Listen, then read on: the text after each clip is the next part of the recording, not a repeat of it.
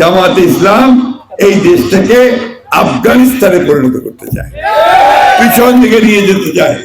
জামাত ইসলাম একটা দল, যে দলটা আমাদেরকে সামনের দিকে যেতে বাধা দেয়। বন্ধু, আমরা পিছনে যেতে চাই না, আমরা সামনে যেতে চাই। মেয়ে পুরুষ সমান অধিকার নিয়ে এখানে এই দেশে বাংলাদেশে বাস করবে। বাংলাদেশের জনসংখ্যা মেয়েরা বেশি ছেলেদের, জানেন আপনারা? মেয়েরা, মামুনেরা, আপনাদের সংখ্যা বেশি। পত্রিকা বাইরে মহিলারাও আমি জানি না এটা কতটুকু সত্য কি মিথ্যা। এটা নাকি টেলিফোনে হ্যাক করা হয়েছে বলতেছে। জামাতের আমির সাহেব মহিলাদের বিরুদ্ধে নাকি কথা বলছেন। আমি কিন্তু এটা জানি না, আমি সাংবাদিককে জিজ্ঞেস করছি। আমি জানি, আই ডোন্ট নো, বাজে কথা বলছেন। যদি এটা হয়ে থাকে, উনি যদি করে থাকেন, তাহলে অন্যায় করেছেন, সঠিক করেননি।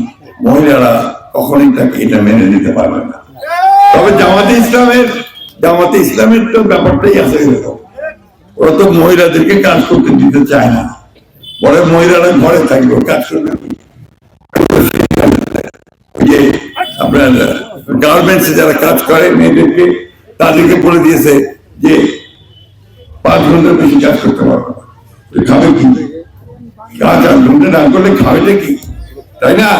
আমাদের মেয়েরা যদি স্কুল কলেজে না যায়, পড়াশোনা না করে, চাকরি পাবে কোথায়? কি বলছেন বলেন, কি বলবেন বলেন? তার